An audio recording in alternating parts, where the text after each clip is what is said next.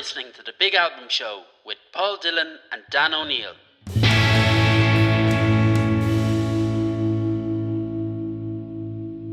Hello and welcome to this episode of The Big Album Show. I'm Dan. And I'm Paul. Sounds of Systems Breakdown is a live electronic music project led by London-based Dubliner Rob Costello. Ed Costello, Rob's brother, and Richie Kelly are the other members of the group. The project mixes electronica with guitar, drums, bass in a way which adds a unique live vibe to their sound. Today we discussed the group's third album, Desperate Creatures, with Rob Costello. And Rob, it's an absolute pleasure to have you on The Big Album Show. It's lovely to be here. Thanks, guys. Rob, really good to have you. This is the first time that we've had an album like yours on the pod, and blew me away listening to it. I mean, the more I listened to it, the more I liked it, and the more I felt I was being vaguely hypnotized by it. But before we talk about the record, let's talk about you. How did you get into this style of music? Where did this idea of this electric pop played live, at what point did that enter into your ken as such? So I guess, there was obviously influences. There's all kind of new wave and people like Eurythmics and stuff like that, who I grew up listening to from my parents' record collection, or tape collection rather. It was in the car driving around West Cork that we probably heard all that stuff. And then when I was just starting out this project, there was people like Soulwax and LCD Sound System was a bit later, so there was there was influences and there were trailblazers there. But I think it felt like something that was lacking in the Dublin scene, or that I wasn't seeing enough of in the Dublin scene, which was, big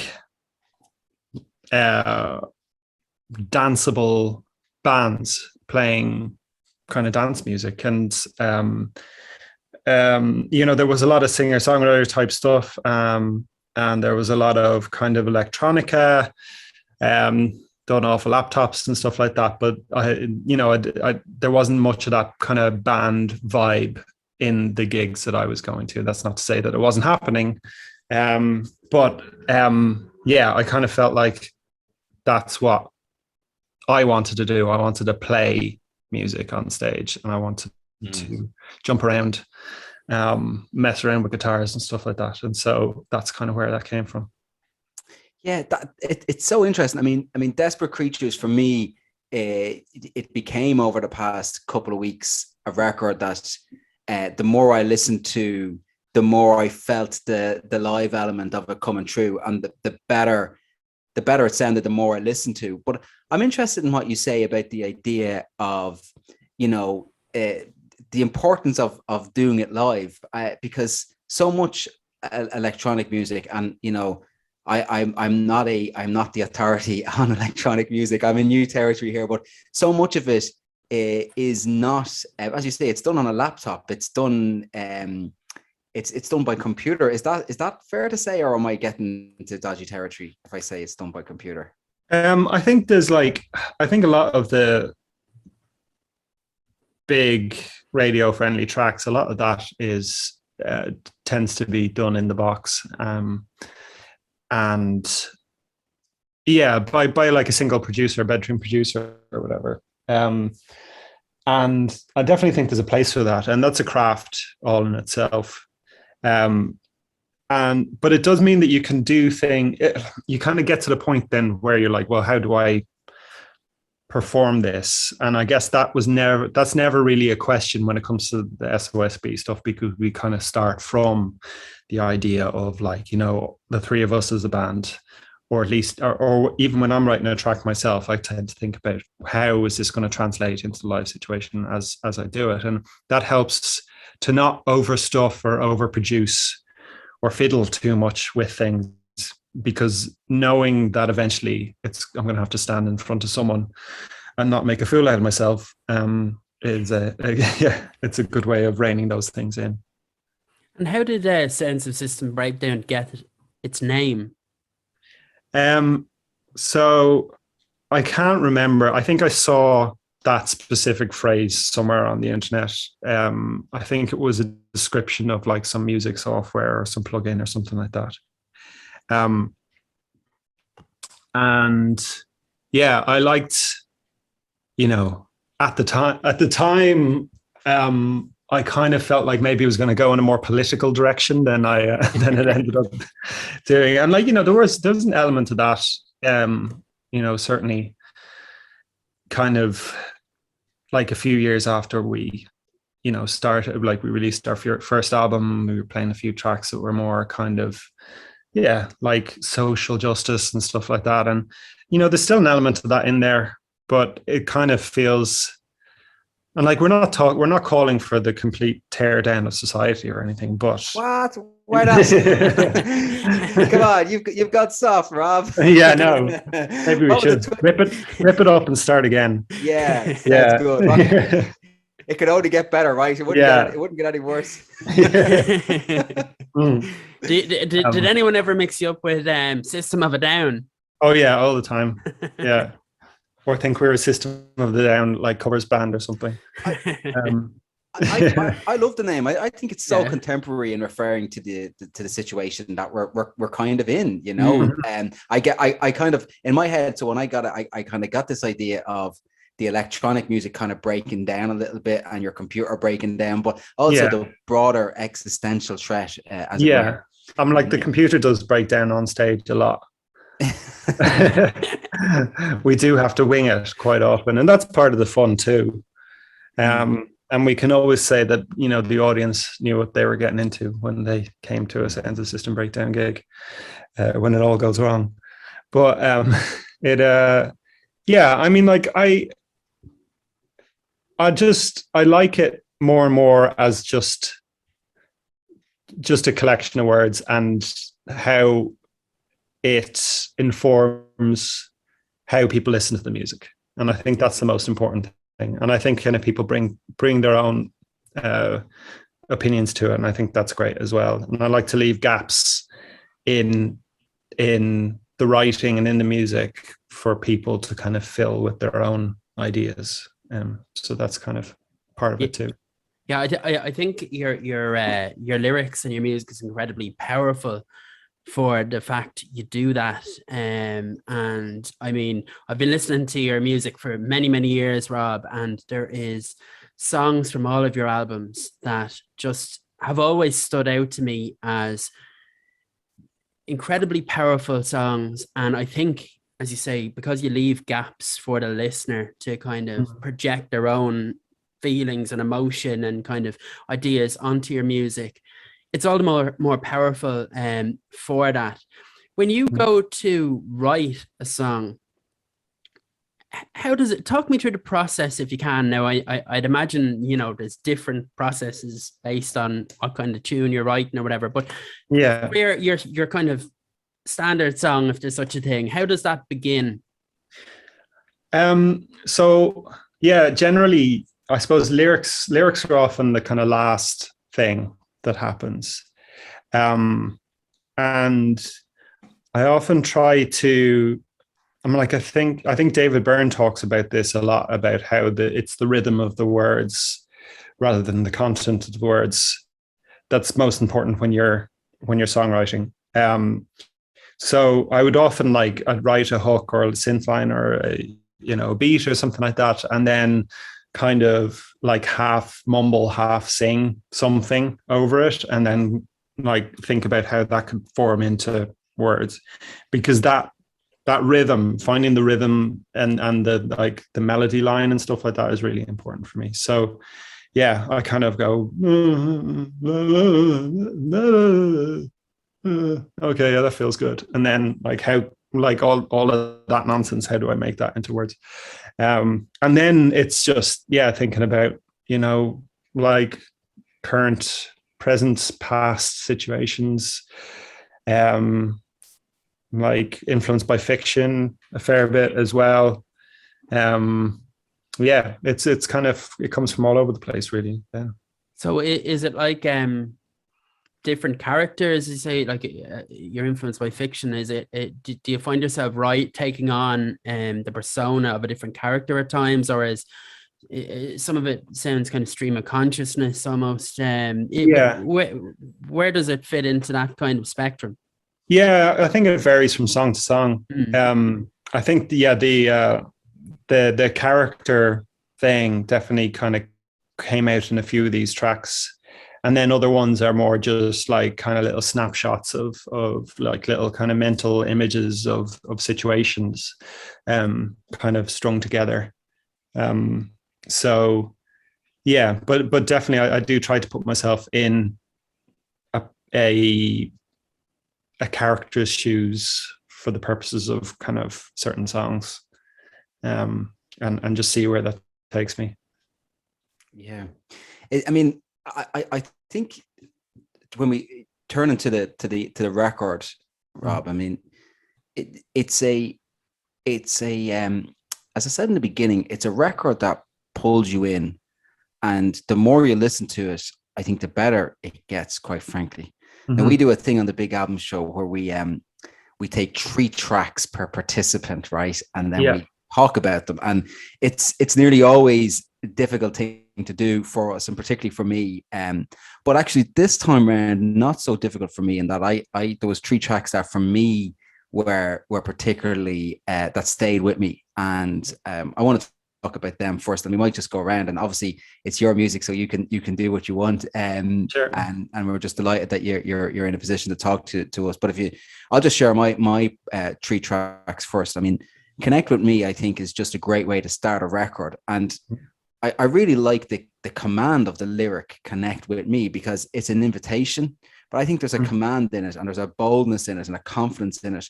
And I think how you start a record, I'm with Adele on this in terms of the album should have a beginning, middle, and end. I think how you start a record is extremely important. It sets the tone, it brings you in. And for me, Connect With Me, it does what it says.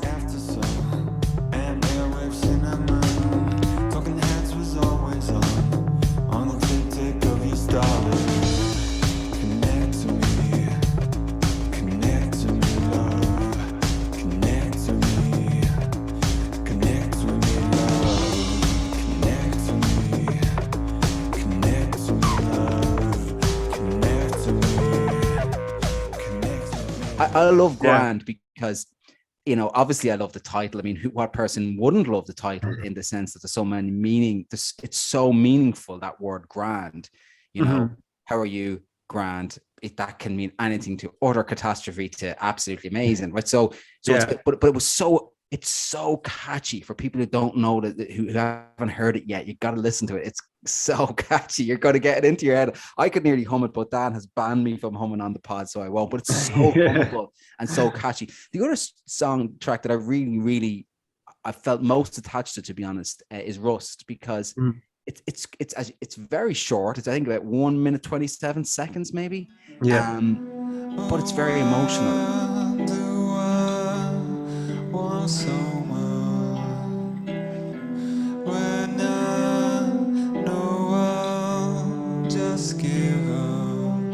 And it's very, very emotional and very deep. And I just love the track. And again, it's a sort of track that when you hear it once, you're going to go back and you're going to listen to it again and again and a few times more.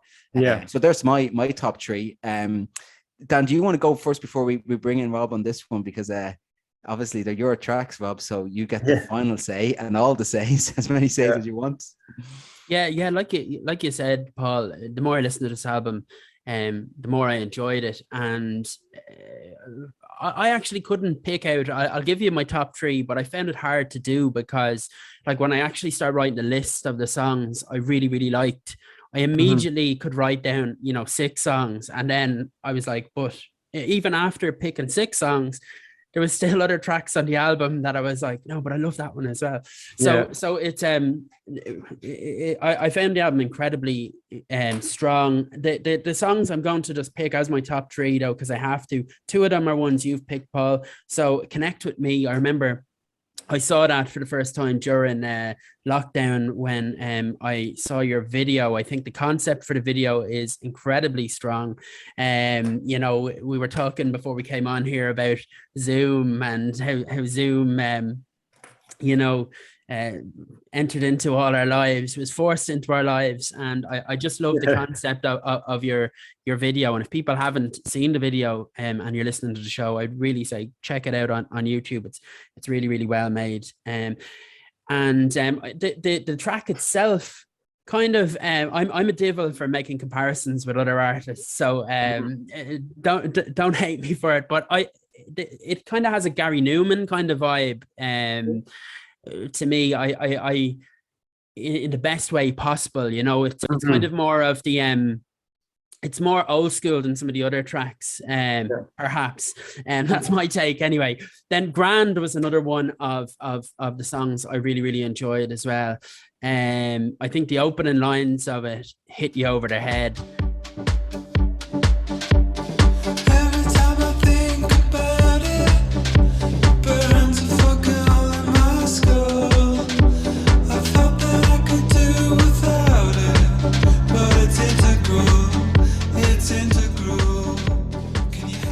Throw in a naughty word, Rob, in the first sentence. So, it really does hit you over the head. And Grand and Afloat, if I'm to make my crass comparisons, they kind of remind me of there's an Orbital vibe off it for me, you know. That's what I'm hearing when I listen to it. But again, you're taking that palette and then using it to make something uniquely Sounds of Systems Breakdown, which I love. And it's a banger as well, you know. I can imagine seeing it live, hearing it live, and it really taking the crowd. After that, then it's really difficult for me because there's so many, there's just so many good ones. But I'm going to pick. You know, I'll quickly tell you the other ones I have written down. Right, I have The Wall, Slow Burner.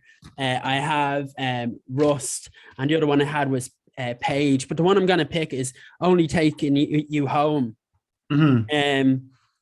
Quality track, Rob. But now I want to hear your opinions on your top three and any reaction to what we've said. Yeah, I mean, like I would agree with you both. I mean, like it's hard for me to say, you know, at this point, especially like after I've, you know, spent hundreds of hours listening to this album and probably starting to hate it a little bit because I've been listening to it so much. It's still fairly fresh, although I have had a bit of time. I think like one of my favorite songs on the album is the closer, which is Goodbye My Friends. I don't know whether it's because it doesn't have me singing in it. That might be something to do with it.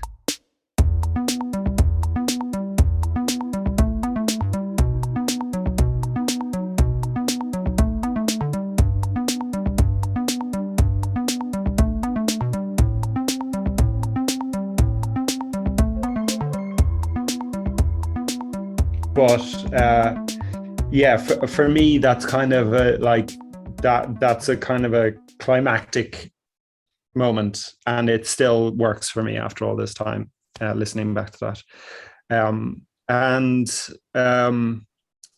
Yeah, I think Grand is definitely another one, big one for me, because just, I mean, like when I shared that with, you know, Richie from the band, I got a little video back half an hour later of him and his wife on their narrowboat in Kildare, you know, like all the lights off and just like kind of dancing around the tune, just going like whopper.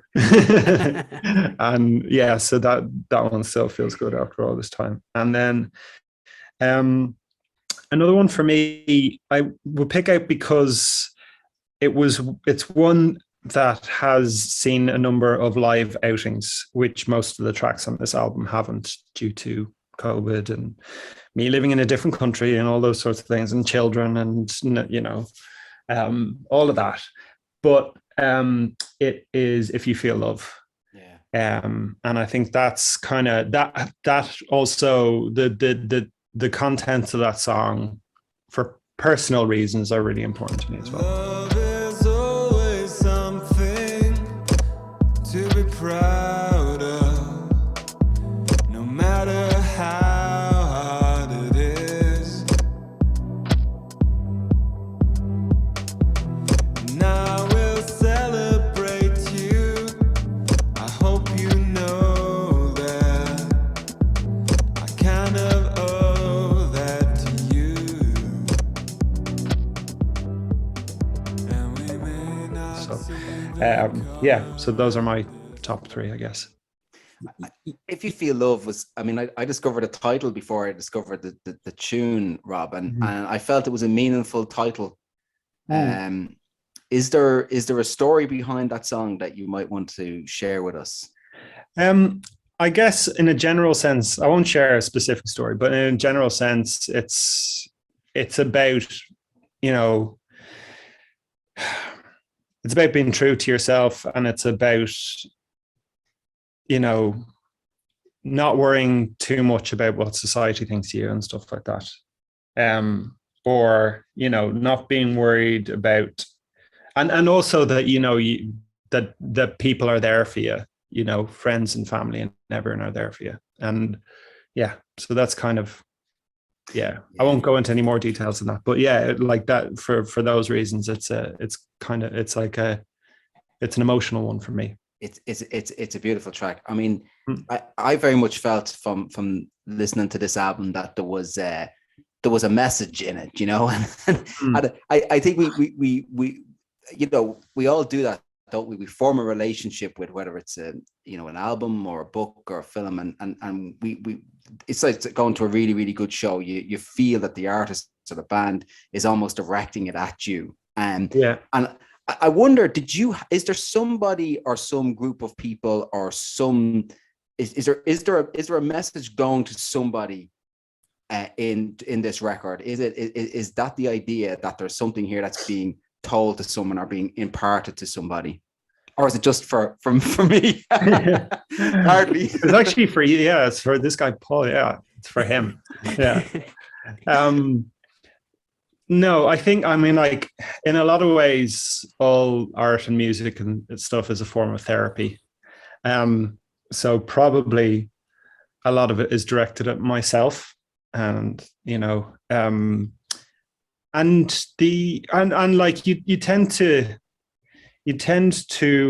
tend to write songs when I'm feeling kind of vulnerable, and I'm feeling like there's a rawness there that's trying to, you know, there's something bubbling there that's trying to get out, and I think that's where the most powerful music comes from. And over the course of writing this album, I feel like the direction that impetus took kind of changed a bit, and I guess what I'm trying to say is that, like, you're hearing an album with all different songs that were written in various periods of time. I'm like, that we were writing these tracks for like 4, 5, 6 years, and they're not necessarily in the order on the album that they were written. They're definitely not in that order. And I think if I was to kind of rearrange it into a chronological order, I think the message would maybe be clearer, and I think it's quite positive. I think there's a lot of growth and stuff like that for me that happened during this album, and I think that's reflected. But yeah, I don't want to make it so obvious, and like the music itself suggested a particular order, so it didn't end up kind of being in that chronological order, which I think is interesting. I don't know how that, like, I'm not sure whether that answers your question, but I think it's, yeah, for me, the message for anyone else is kind of almost like they're like collateral damage for my own therapy via music. Brilliant. That's a better answer to the question than the question. That's a better answer to a question than the question I asked. Sorry, Dan, go ahead. But as well as, you know, play the guitar on this, the keys on this, producing this, writing these incredible kind of you know, some of your lyrics, maybe I'm getting too highbrow here, but some of your lyrics are quite, you know, I mentioned stream of consciousness earlier on. They're kind of quite modernist in some senses. They remind me of that kind of literary movement in the way you write your lyrics. But as well as all of those things, Rob, you mentioned your voice earlier on, and I think you have an incredibly powerful voice. When I was trying to, I was sitting back and listening to the album a few times this week, trying to describe your voice to myself, to try and come up with, you know, a nice line for this show. My conclusion with it is just that it's a voice that expresses so many emotions in a way that sometimes almost sounds nonchalant. So you go from kind of sounding nonchalant to sounding emotional, to sounding frenzied, to sounding just when you sing, Rob, I hear the emotion in your voice, you know, and that carries. It's a storyteller's voice. And it's something that really strengthens the album to me. On top of all of the other bits and pieces too, it's really strong. I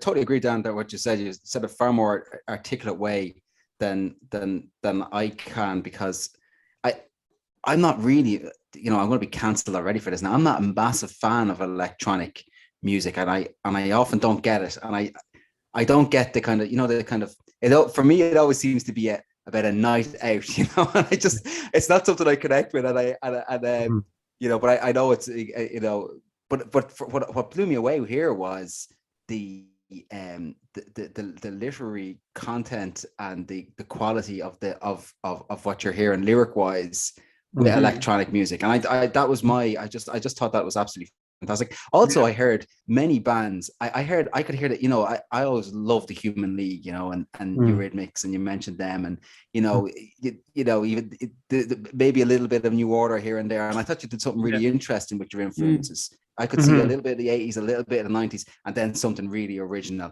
as well as all those kind of electronic influences right infused throughout the record. Yeah. Well, I think, like, I would say there's quite a few people, like, to defend electronic music for a moment. there are some amazing musicians at the moment who are bringing more kind of nuanced lyrics and stuff like that. I mean, like, there's John Grant. There's, like, my favorite album at the moment is Bolus Pupil and Charlotte Adidgery. This is called Topical Dancer, which is an amazing album if you get a chance to check it out. Basically, they're like kind of two immigrants or families of immigrants to Belgium.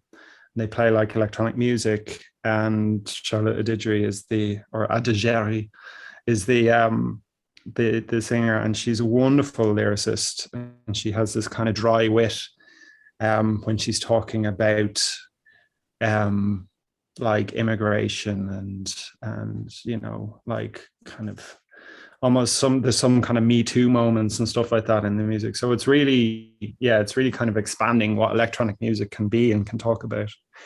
But I just eat that stuff up and probably kind of crib all their ideas and regurgitate it. But and like in terms of my voice, I'm like, that's really great to hear. I'm still at the point where I'm still not quite sure whether I can sing or not. But for this album, like previously, I would have sat my vocals much further back. You know, lots of effects and, you know, the old the old trick, doubling yourself, like making yourself sound like a choir, so that it all kind of evens out after, via multiplicity. But like the whole John Lennon trick. But for this album, I decided to kind of leave it all a bit more raw, and just kind of be okay with it. And I think it worked out okay. I think I can deal with listening back to the album now and my voice, so that's a good sign. I think it's more than okay, Rob. I think it's one of the strong points of the album, because you carry your lyrics across so brilliantly. But look, so what we're going to do now is we're going to ask you a quick fire round of questions. Some of them are kind of random questions, not to be taken too seriously, and then others might be a bit more serious. So we'll see where it takes us. But just answer as fast as you can, and don't worry about the length of the answer. You can speak for as long as you want or as little as you want. Yeah. And we'll just roll with it. So first of all, I know, Rob, you studied art back in your student days. Who would be your favorite visual artist? Olafur Eliasson. Okay, why? So he does a lot of stuff with light. He did a famous piece in the Turbine Hall in the Tate Modern, which was a sun. It was called like the Weather Project, and it was just like huge and totally sublime and amazing. But yeah, brilliant. Piano or guitar? Guitar. Okay, why? I do kind of bounce backwards and forwards, but you can't rock out on a piano the way you can rock out on a guitar. Yeah, it's very hard to bring a baby grand to a party as well. Yeah, exactly. Yeah. Piano doesn't get you chicks. I don't think guitar does. I think that was a lie we were all sold when we were teenagers. I think what a guitar gets you is when you hit your midlife crisis, what a guitar gets you is more guitars. That's ultimately what we all get. An expensive hobby. Yeah. Well, exactly. don't get into synth then. Yeah, I saw you got a new toy recently, Rob. Yeah. What was it? I got a Moog Grandmother, Ooh. which is a semi-modular analog keyboard. Which I've always wanted a Moog. I love the sound. It's great. It's totally, my wife went into my studio the other day and she's like, this is such a man cave. No, this is a music studio. This is my semi-professional, workspace. It's like, whatever. all the gearheads are getting really excited now listening to this, thinking we're going to talk about synths and stuff. Okay, favorite. I think you've already. I was going to ask you your favorite contemporary act, but you've already given the listeners a suggestion earlier on. So I'll ask you, where in the world would you go if you were invisible? Ooh, interesting. I think I'd like to go to one of those big economic forums like Davos or something like that, where all the kind of really powerful people meet behind closed doors and talk about what they're going to do. I'm not a mad New World Order kind of person or whatever, but I think it would be really interesting to just kind of sit in and see what they actually chat about. And do they shite on like the rest of us? I'd say so. But we'd be interested. If you were a sitcom character, what would be your catchphrase? Oh, probably be this guy. This guy, yeah. This guy. Okay, and moving on swiftly from that. Listen, if you watch the show, it'll all make sense, right? Yeah. And then the drummer in your band, he has a theme tune, doesn't he, Rob? He does. What is it? Wow, wow. Bam, chicka, wow, wow. Yeah. In jokes there. Okay.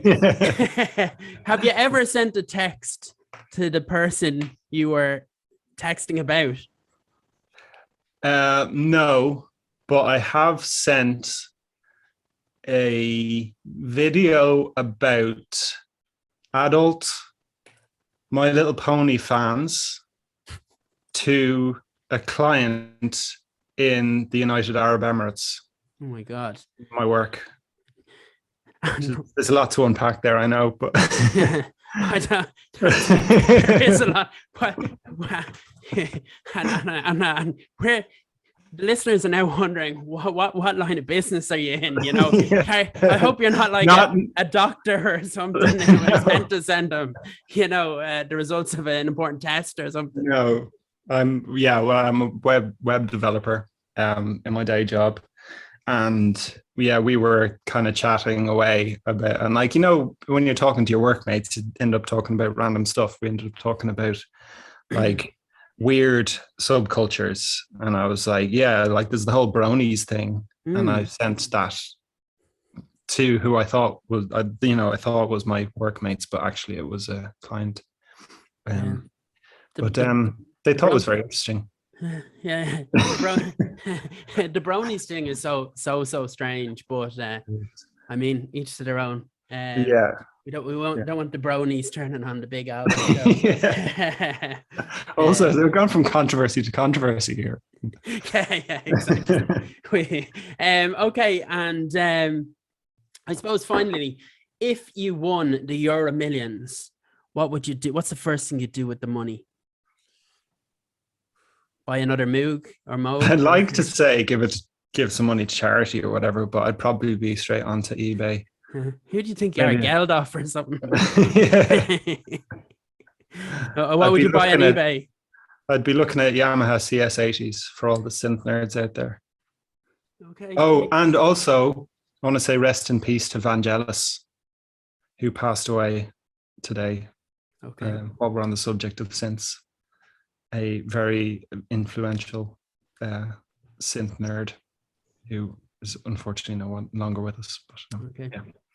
Right. Anyway, sorry, I digress. No. It's that's okay. Yeah. Okay. It's. I mean, before we wrap up, Rob, it's been fascinating and interesting and funny and profound at times, and thanks very much for doing this pod. But I would like to ask you, where does it go from here? Can we see you live? Are you coming to Dublin? What are you doing? Where do you go from here? What's in the pipeline, as they say? Yes, so we hope to play gigs soon, but we are still working all that out after lockdown and all those sort of things have kind of prevented us from getting together. The rest, I'm in London, Ed is in Dublin, and Richie's on a boat in Kildare. So it's not always easy to get together. So in one form or another, Sounds of System Breakdown will be playing some gigs this year. Good. Hopefully in Dublin at least. Excellent. Rob, it's been an absolute pleasure to have you on the Big Album Show. Thank you very much for joining us. And if you like this pod, please remember to give us a little bit of a like, give us a bit of love, give us a share. We're at the Big Album Show on Twitter, across social media. And if you could share this pod with another listener, we would be very grateful. Until the next time, I've been Paul. I've been Dan. And thanks again, Rob. And we'll talk to everyone soon. Ciao. Slán. You're listening to the Big Album Show with Paul and Dan. Please remember to subscribe, hit like, and remember to follow us on our social media platforms at The Big Album Show.